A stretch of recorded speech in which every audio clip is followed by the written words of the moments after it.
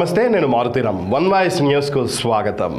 సిద్దిపేట జిల్లా మర్కుక్ మండలం చేబర్తి గ్రామంలో సావిత్రిబాయి పూలే జయంతి సందర్భంగా మహనీయుల ఉత్సవాల కమిటీ అధ్యక్ష కార్యదర్శులు జాలని యాదగిరి, సెమ్మని కనకయ్య ఆధ్వర్యంలో సావిత్రిబాయి పూలే జయంతి వేడుకలు ఘనంగా నిర్వహించారు. అనంతరం విద్యార్థులకు అరటి పండ్లు, స్వీట్స్ పంపిణీ చేశారు. ఈ కార్యక్రమంలో MPP Pandu Goud, ZPTC Mangamma Ramachandram, Vantimamidi market committee మాజీ డైరెక్టర్ రామ్దాస్ గౌడ్, చేబర్తి యాదగిరి గ్రామ ఉప సర్పంచ్ స్వామి, జాలని బాలనరసయ్య, బబ్బూరి రాములు గౌడ్, గజ్వేల్ డివిజన్ స్వేరో అధ్యక్షులు చిన్ని కృష్ణ, కోఆప్షన్ సభ్యులు గుడాల శేఖర్, ప్రాథమిక పాఠశాల ప్రధానోపాధ్యాయులు నరసింహులు, టీచర్ స్వాతి, విద్యార్థులు, నాయకులు సెమ్మని భాస్కర్, రాజు, రాంబాబు తదితరులు పాల్గొన్నారు.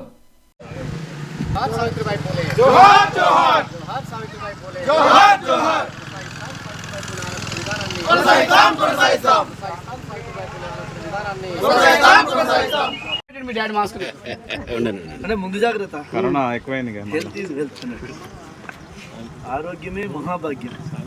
Thank you sir. Wish happy birth anniversary of Savitribai Phule అని చెప్పండి.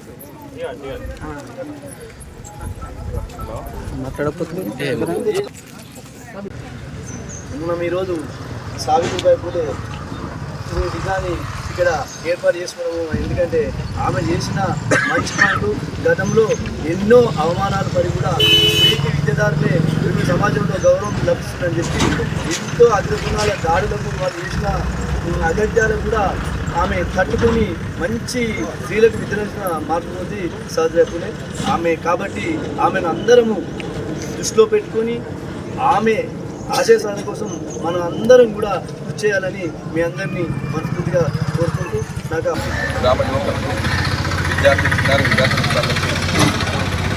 నమస్కారం.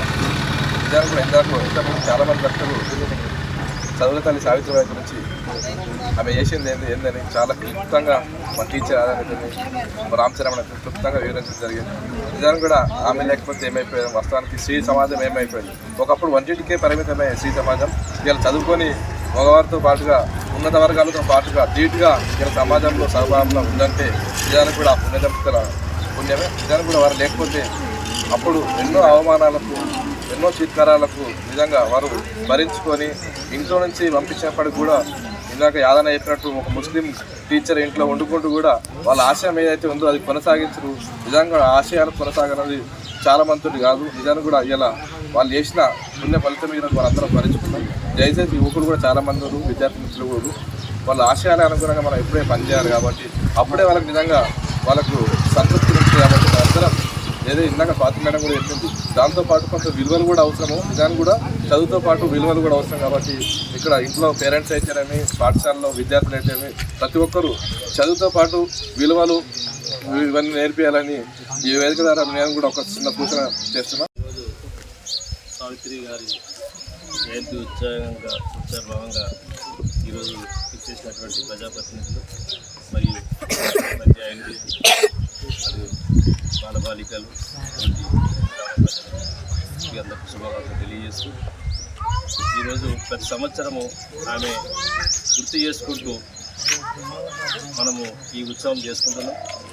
అదేవిధంగా ఆమెను ఎప్పుడు విన్నా ప్రతి ఒక్క పౌరుడు కూడా మరవకుండా ఆమె ఘనత, ఆమె ప్రఖ్యాతి గురించి మనందరం గుర్తుపెట్టుకోవాల్సిన అవసరం ఉంది. అదే నడవల్లో మనందరం నడుద్దామని తెలియజేస్తాం. అంటే ఏదో ఒక మంచి పనిని మనం మొదలుపెట్టినప్పుడు ఆ సందర్భానికి అర్థం కాకపోవచ్చు, ఆ సందర్భానికి అర్థం చేసుకునే కెపాసిటీ మనకు లేకపోవచ్చు. కానీ భవిష్యత్తులో తన ఆలోచన, భవిష్యత్తులో లక్ష్యం ఏంటనేది తెలుసుకోవడానికి అవకాశం ఉంటుందని చెప్పి ఆలోచన చేయడం జరిగింది. ఇకపోతే ప్రతి సంవత్సరం ఈ పిల్లలతోటి, ఉపాధ్యాయులతోటి, ప్రజాప్రతినిధులతో నేను సోషల్ మీడియాలో, వాట్సాప్లో చూస్తూ ఉంటాను. ఎందుకంటే నాకు ఈరోజు మా ఊర్లో పార్టిసిపేట్ చేసుకునే అవకాశం వచ్చింది. నాకు చిన్న వేరే పని నేను రావడం జరిగింది. అయితే ఒక్క అంశాన్ని మనం గుర్తుపెట్టుకోవాలి. సావిత్రిబాయి పూలే చదువు చెప్పాలనుకున్నప్పుడు, మహాత్మా పూలే చదువు చెప్పాలనుకున్నప్పుడు ఈ సమాజంలో కొంత వ్యతిరేకత వచ్చింది.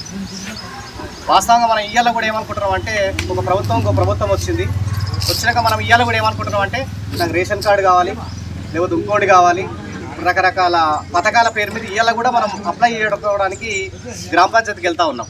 అంటే ఇప్పుడు అవసరం ఏమనుకుంటున్నాం అంటే ఇంకా రేషన్ కార్డు కావాలి, ఇంకా చిన్న చిన్న